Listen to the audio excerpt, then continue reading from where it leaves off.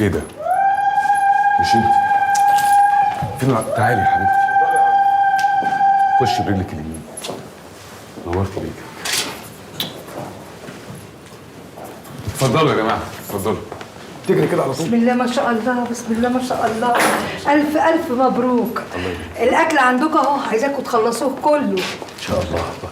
ألف مبروك. تسلم ألف مبروك يا حبيبي. يا حبيبي يا اخويا. ألف مبروك. ألف مبروك يا زينب. جدع ربنا يبارك فيك يا مصر. عايزين العيال تملى تعيش يا البيت، ها؟ حبيبتي. يا رب. فاهم ولا ما انتش فاهم؟ شد حيلك. مبروك. مبروك يا محمود. ربنا يهدي سرك. ربنا يتمم بخير يا رب. الله يبارك فيك يا جماعه. متشكرين. تعالى يا رب كده نوصل الهنا. يلا اسبوعين. نجملكم في الافراح، سيبوا العرسان لوحدهم. يلا. يلا يلا يلا. نجملكم في الافراح ان شاء الله. الحمد لله، الحمد لله يا رب. الحمد لله. ايه ده؟ تعالي هنا يا بنت. ايه اللي موقفك هنا؟ يا هاله تعالي خدي بنتك. عايزه اقعد معاهم شويه. مفيش شويه ولا شويتين. يلا يا بنت تقعدي يلا. فين؟ يلا.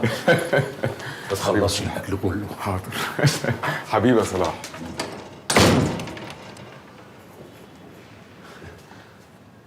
كانش راضي يقفل. نورتي بيتك يا عروسه. ايه رايك في الشقه؟ حلوة. والله انت اللي حلوه وزي القمر.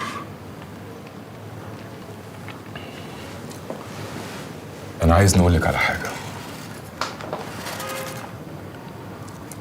يمكن يكون الوقت مش مناسب، بس هنقولك. انا كنت بحب مرات الله يرحمها اكتر من اي حاجه في الدنيا،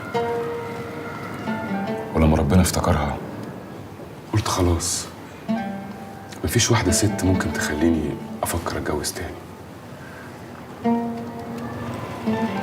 لحد ما شفتك ساعة ما كنا في المكتب. عارفة،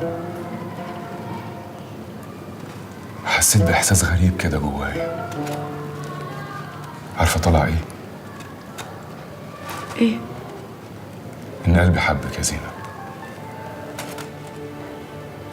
صحيح إن يعني ما عرفناش بعض الفترة الكافية، بس أنا حاسس إن إحنا هنكون مبسوطين أوي مع بعض ونخلي فيجي 15 عيل.